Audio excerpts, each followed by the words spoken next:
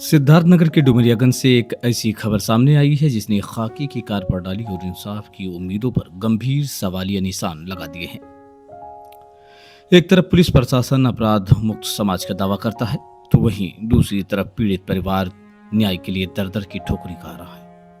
क्या पुलिस की फाइलों में सच्चाई को दबाया जा रहा है या फिर रसूख के आगे कानून बेबस है? देखिए हमारी यह विशेष रिपोर्ट।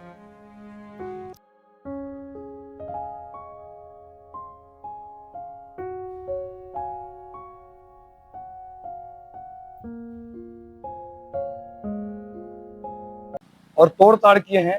ट्रैक्टर ट्राली खींच लेके चले गए हैं सर, गेहूं भरा हुआ।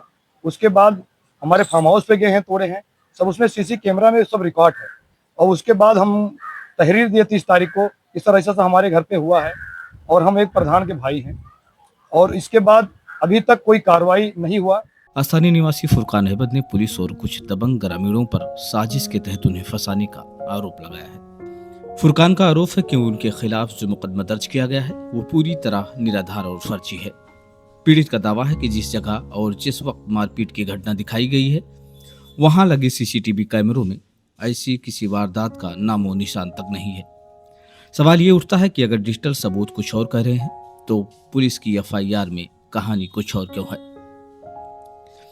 पीड़ित का कहना है कि विवाद की शुरुआत बच्चों के बीच हुई एक मामूली कहासुनी से हुई थी, लेकिन देखते ही देखते इसे बड़ा मुद्दा बना दिया गया। आरोप है कि विपक्षियों ने घर में घुसकर जमकर तोड़फोड़ की और घर में रखा गेहूं, ट्रैक्टर और ट्राली तक उठा ले गए।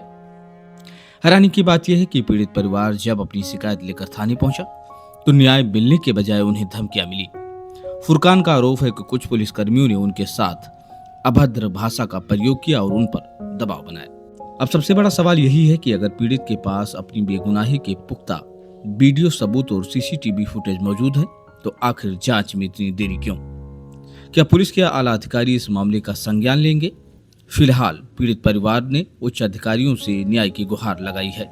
देखना होगा कि प्रशासन इन गंभीर आरोपों पर क्या रुख अपनाता है। हालांकि पुलिस का पक्ष आना अभी बाकी है। इंडिया टाइम्स समाचार एजेंसी के लिए ब्यूरो रिपोर्ट।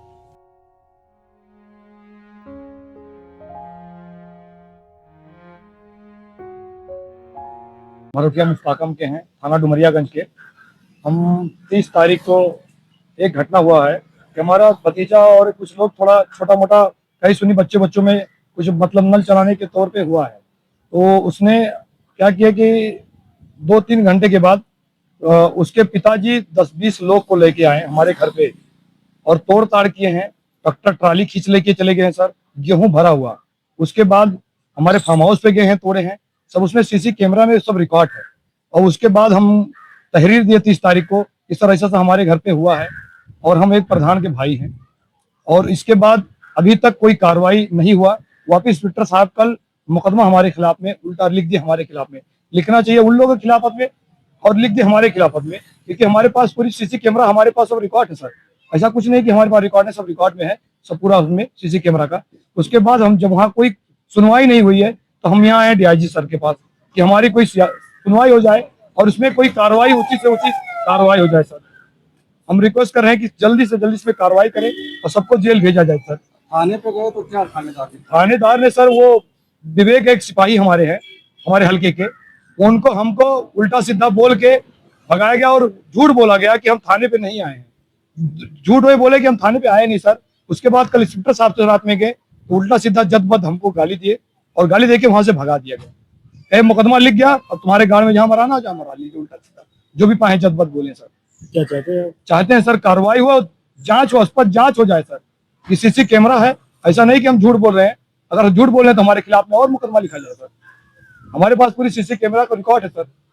हम झूठ बोले, जो दिखाया गया है घटना, इस बरगद के नीचे वहां कैमरा लगा हुआ है सर।